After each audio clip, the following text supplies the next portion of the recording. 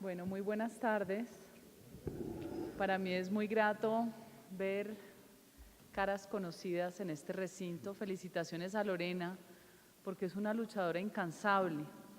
La vida nos pone pruebas duras. A veces creemos que no vamos a ser capaces de sobrellevarlas. Y después entendemos que en este universo de los humanos, esas enseñanzas con dolor son finalmente nuestra misión. Si no fuera así, no aprenderíamos. Uno diría, qué desgracia, pero es que el ser humano necesita un poquito de garrote para entender que es que no todo es fácil, no todo es premio y que del dolor siempre viene una recompensa. Yo felicito a los expositores porque aquí hay que hacer una reflexión. Y la reflexión de por qué se sucede lo que sucede con los falsos testigos, falsos reclamantes, quien construye falsas pruebas, quien fabrica culpables, no es otra cosa que la mentira. Y la mentira, finalmente, cuando uno se va a la Biblia, sin yo ser religiosa ni mucho menos, pues una de las enseñanzas es no mentirás. Y uno pasa de soslayo los 10 mandamientos y el universo de los humanos empieza a construir una cantidad de estructuras mentales y de estructuras hasta que los abogados vuelven el universo de los humanos imposible. Todo es un conflicto. Nada se puede resolver como se debía resolver fácilmente. La buena fe no existe.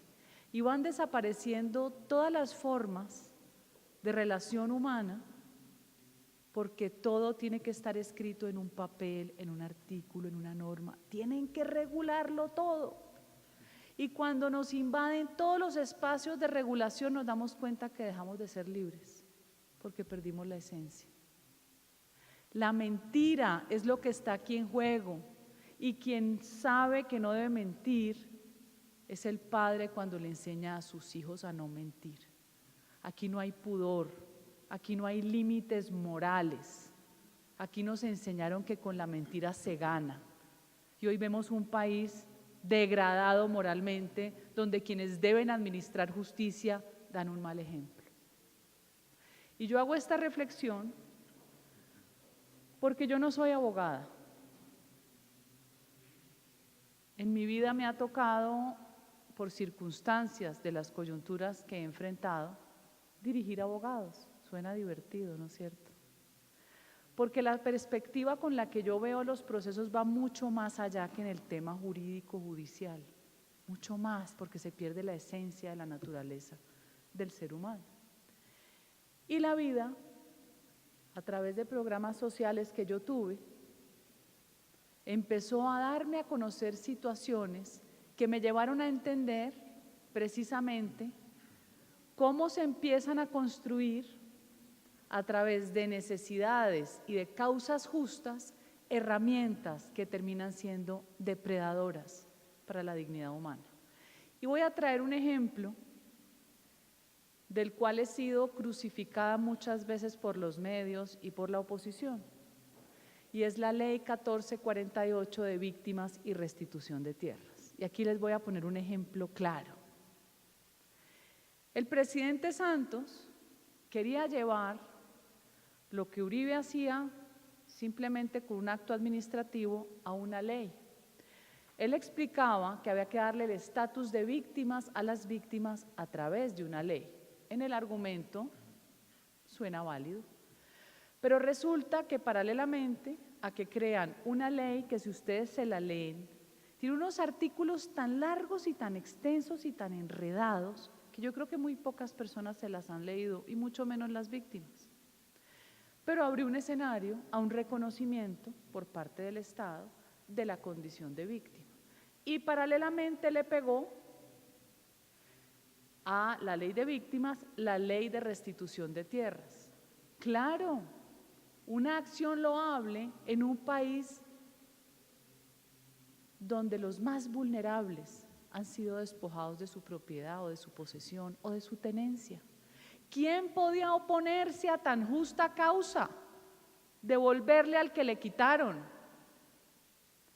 Pero lo que no previeron es que en la filigrana de la norma, cuando usted le da herramientas a los jueces, usted le da un arsenal para que destruya la dignidad humana.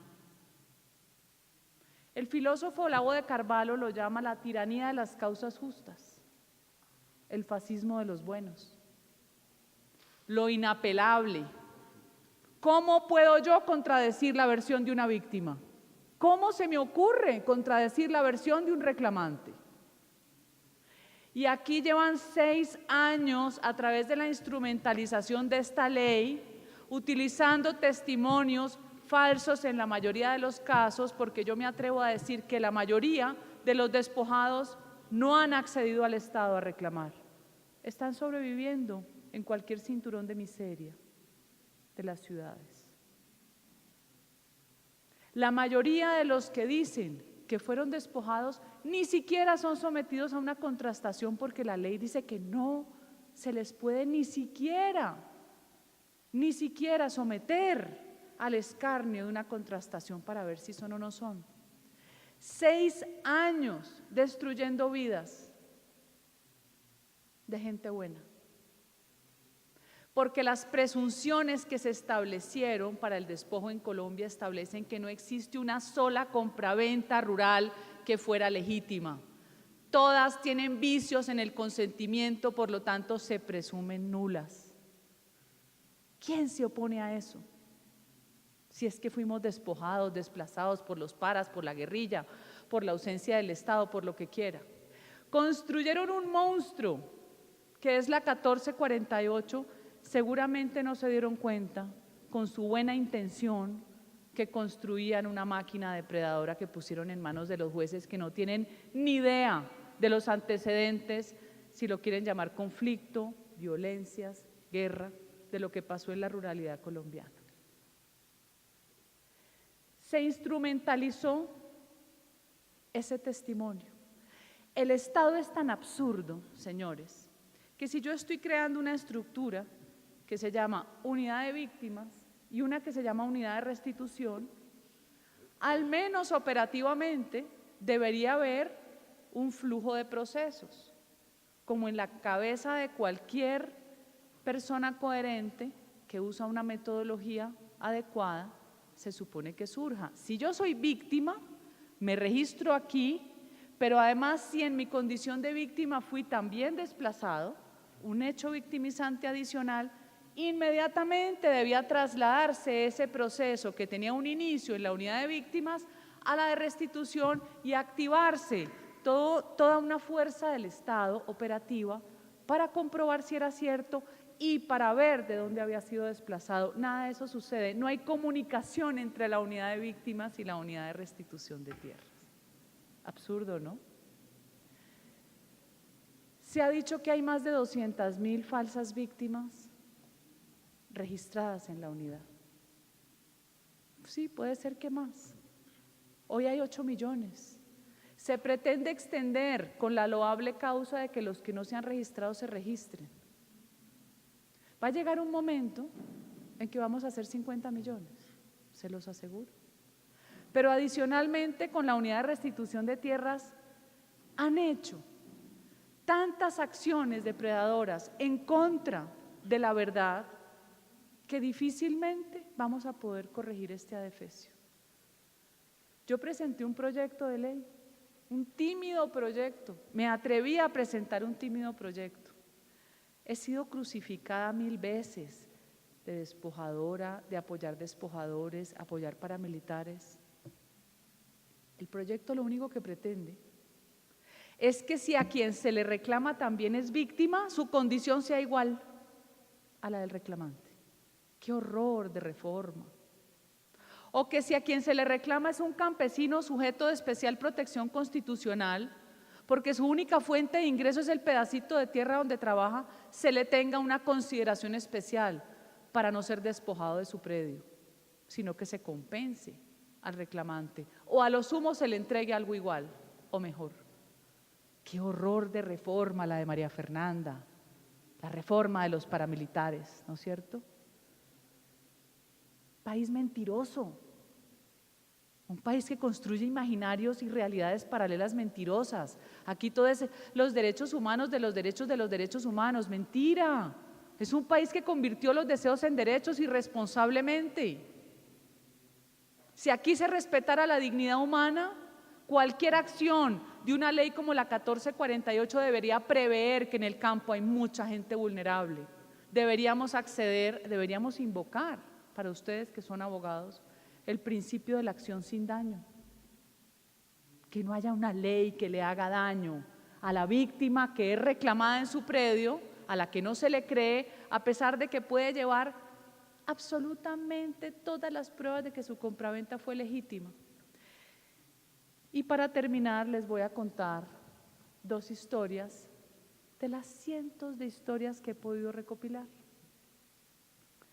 Hay una que yo cito mucho que se llama El Muerto Vivo.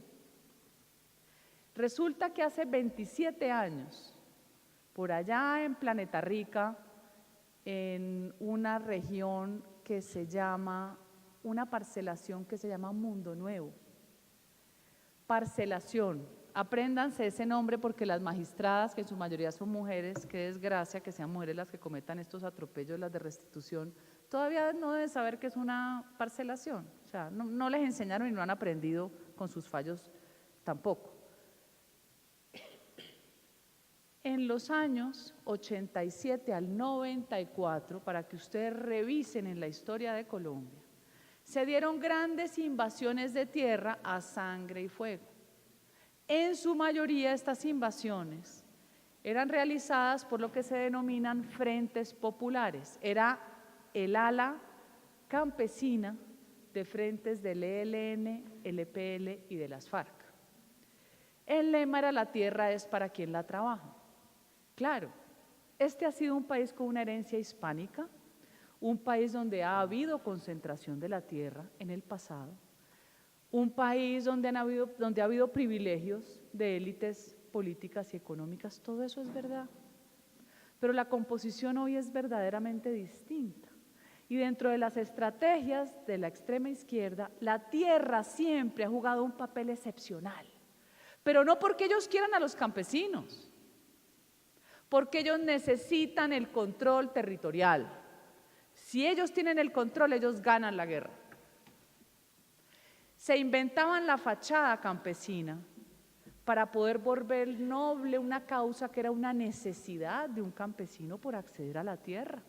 Entonces, en las invasiones iban miembros de la guerrilla con campesinos que no tenían nada que ver, sino que tenían una necesidad inminente. Yo me encontré en el Urabá, en tierras invadidas, una campesina que era del Cauca. Desde el Cauca en los años 80, ellos se movían por distintos sectores donde tenían que activar sus frentes populares. Año 87, año 94, vienen las grandes invasiones de tierras. Los que más invaden y los más estrategas eran el EPL y el ELN. El ELN con los curas de la teología de la liberación a la cabeza. ¿Qué hace el Estado colombiano? No puede proteger la propiedad privada a los agricultores de esa época, a los ganaderos, y decide que tiene que comprársela para parcelarla y dividirla y dársela a los invasores que necesitan esa tierra. Y llevamos 55 años, desde antes de las fechas que yo le doy, donde la política pública agraria del Estado colombiano es comprar para dividir y repartir, comprar para dividir y repartir. Llevamos más de 2 millones de hectáreas compradas, divididas y repartidas, y vayan a ver cuáles son los resultados. Pero eso es tema de otra conferencia. Cuando reparten esa finca, al propietario le pagan a la quinta parte del precio con bonos a 5 años. Le mataron los trabajadores, de pronto a él lo secuestraron, de pronto le mataron un hijo, cualquier cosa pasó. ¿Qué pasa con esos señores invasores que fueron titulados? Beneficiarios de un despojo, ¿no? ¿Qué creen que pasa? La mayoría vendieron, no por paramilitarismo, porque se colgaron con el crédito que les daba la Caja Agraria con el INCORA, la misma pobreza, porque vendieron y se fueron a invadir otra finca, porque compraron casa en el pueblo. Quedó sin mucho un 5% de los que sí querían trabajar la tierra. ¿Quién les compró 20 o 30 hectáreas de tierra? ¿Ustedes creen que un terrateniente compra 20 o 30 hectáreas de tierra? ¿Ustedes creen que un paraco despoja a un campesino por 20 hectáreas? Paraco va por 3.000. La mentalidad traqueta va por 3.000. Se la vende a otro campesino en sus mismas condiciones de pobreza, con un agravante. Esa compraventa tenía que ser avalada por la Junta Directiva del INCORA. Era una adjudicación que se hacía de un título, era un acto administrativo del Estado colombiano. ¿Y saben qué pasa hoy? Para todos los superabogados, todo eso se desconoce solo con el dicho de una persona. El señor Canchila compra hace 27 años su predio a un antiguo invasor, titulado del INCORA. Paga el crédito al banco, recibe el permiso de la Junta Directiva del INCORA y vive con su familia, 6 niñitos, 1 discapacitado. Y 27 años después aparece la esposa del vendedor reclamando y le creen. Y además inventa que el señor Canchila le desapareció su marido. Y no existe ningún registro en el Estado colombiano, pero pobrecita, es que ella no tiene cómo presentar ningún registro, ni el Estado colombiano lo busca de desaparecido. El pobre señor Canchila, que vive de su pedacito de tierra, le toca buscar al vendedor que se le desapareció del mapa y lo encuentra en un barrio de Sincelejo, en una hamaca. Y le dice: oiga, compadre, mire lo que está pasando, su mujer me está quitando la finca que usted me vendió hace 27 años. Usted me ayuda, me deja tomarse una foto conmigo con el periódico del día, ahí está la foto. Usted me ayuda yendo a la notaría contando que usted me vendió de buena fe, ahí está. Pues presenta todas las pruebas en audiencia frente al juez, a la Defensoría del Pueblo. Y después llega la sentencia de unas magistradas extraterrestres, porque les quiero contar que esta es la única ley donde no hay inmediación de la prueba. Eso no existe. Y además hay única instancia. El juez solo opera para ser un recaudador de pruebas y para mandarlos por allá lejísimos donde unas señoras que no tienen ni idea, no contrastan, no oyen las partes, y eso les parece bacanísimo y les parece un horror que yo quiera modificar para dar garantías judiciales contra las falsas víctimas o falsos reclamantes. Al señor Canchila le llega la sentencia ordenándole desalojar su predio, habiendo demostrado que estaba vivo el señor y que la señora mentía. Y son tan descarados los que redactan la sentencia que hablan del señor que está desaparecido como QEPD, que en paz descanse, hablan de la falsa reclamante como cónyuge supérstite, y al final de la sentencia como que se dieron cuenta que le habían embarrado y le dio pereza borrar esa chorrera que escriben, porque les fascina escribir un carretazo, que dicen que independientemente si está viva o no, la señora tenía necesidad de su mitad por la sociedad conyugal como si fuera culpa del comprador. Qué maravilla, ¿no? La verdad es que las facultades de derecho de este país son una vergüenza. Aquí dicen que forman, no, deforman.